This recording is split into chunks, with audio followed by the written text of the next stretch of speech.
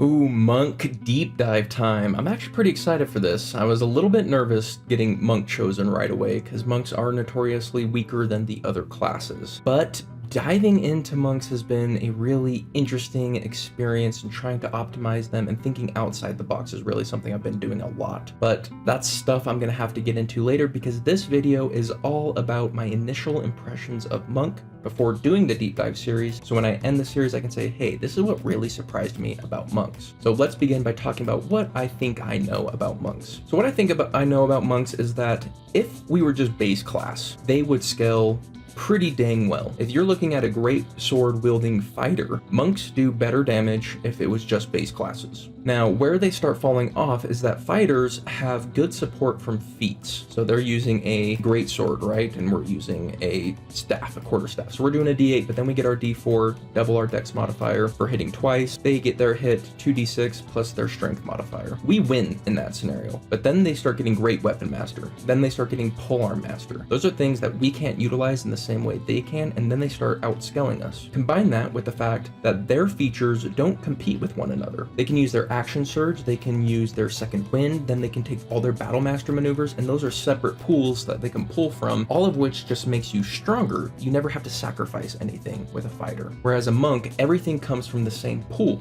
being a key point. And so everything with monks have to compete with one another. And so you can't really spend your time spending ki on something inferior. It's closer to first level spells, where you have a certain amount of spell slots and you have a certain amount of spell selections, and you're going to choose the better ones. There are certain first level spells that will not be cast because there's just better spells to spend your resources on. Monks are more similar to that. And that sounds like a big weakness, and in many ways it is. However, if you compare it to fighters, if fighters were the way monks were, they could sacrifice their second wind to do more action surges. And so if you have something superior in power and you can use it over and over again, all of a sudden key points can look pretty good. Now, I'm going to say right now that I do not consider myself a monk expert or that I know monks in and out, but I do have a current running theory on monks, and it goes as follows. Monks are most powerful when you choose a core key option and you optimize it, as opposed to trying to make every key option you have okay. I think it's better to make one key option you have great and the other ones may be okay, but I think it's worth it to sacrifice some of those key options to make that one great key option. Now, as far as our base class goes, we only have two options for an optimized key action. Most of our key actions are defensive in nature or mobility in nature, but we have flurry of blows and we have stunning strike. Those are our two offensive options, building from just the core class. We're not talking about subclasses yet because subclasses can change this play style. Most don't, but some can. But I feel there is one build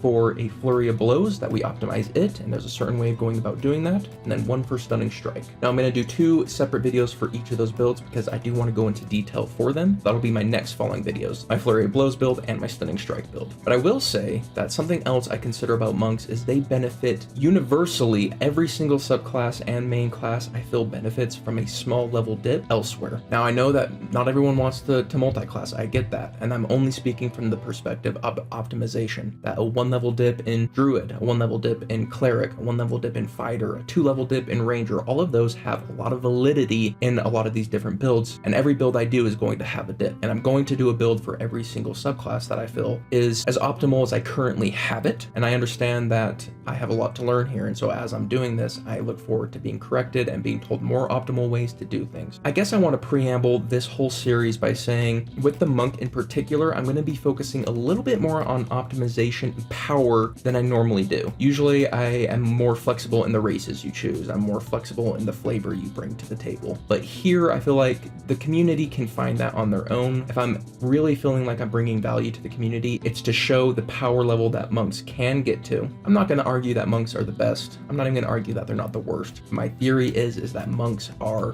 valid. They are playable. You can bring characters to the table that will be powerful enough to enjoy them. That is my thesis that I want to bring to the table. So thank you for coming with me on this journey. I'm really excited to dig into it.